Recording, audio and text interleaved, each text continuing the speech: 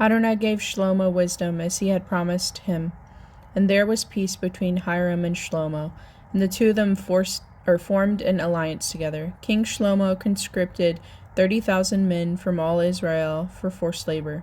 He sent them to the Lebanon in monthly relays of 10,000. They would stay a month in Lebanon and 2 months at home.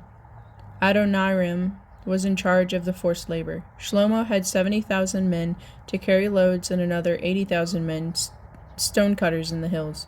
Besides, Shlomo's 3,300 supervisors who were in charge of the people doing the work. The king gave orders, and they quarried large stones, expensive stones, to lay the foundation of the house with cut stone. Shlomo's and Hiram's builders, along with the men from Gavel, worked the stones and prepared the timber and the stones for building the house.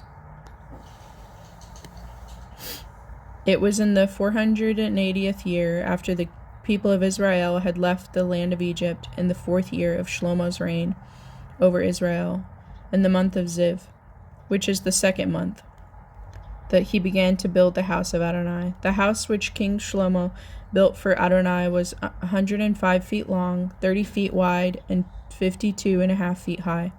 The hall fronting the temple of the house was 30 feet long, the same as the width of the house itself, so that its 17.5 foot width extended frontward from the house. The windows he had made for the house were wide on the inside and narrow on the outside. Against the wall of the house he built an annex all around. It went all the way around the walls of the house, including both the temple and the sanctuary.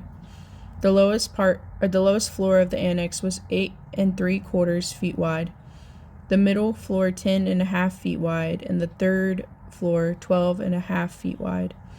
For he had made the outer part of the wall a house step shaped, so that the beams of the annex would not have to be attached to the house walls.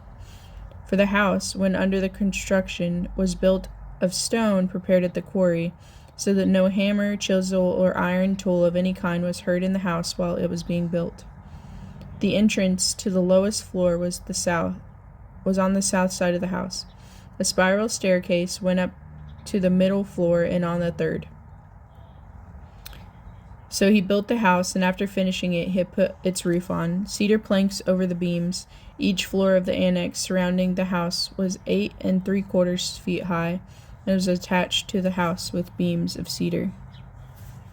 Then this word of Adonai came to Shlomo concerning this house which you are building. If you will live according to my regulations, follow my rulings, and observe all my mitzvot, and live by them, then I will establish you with my promise that I made to David, your king. I will live in it among the people of Israel, and will not abandon my people Israel.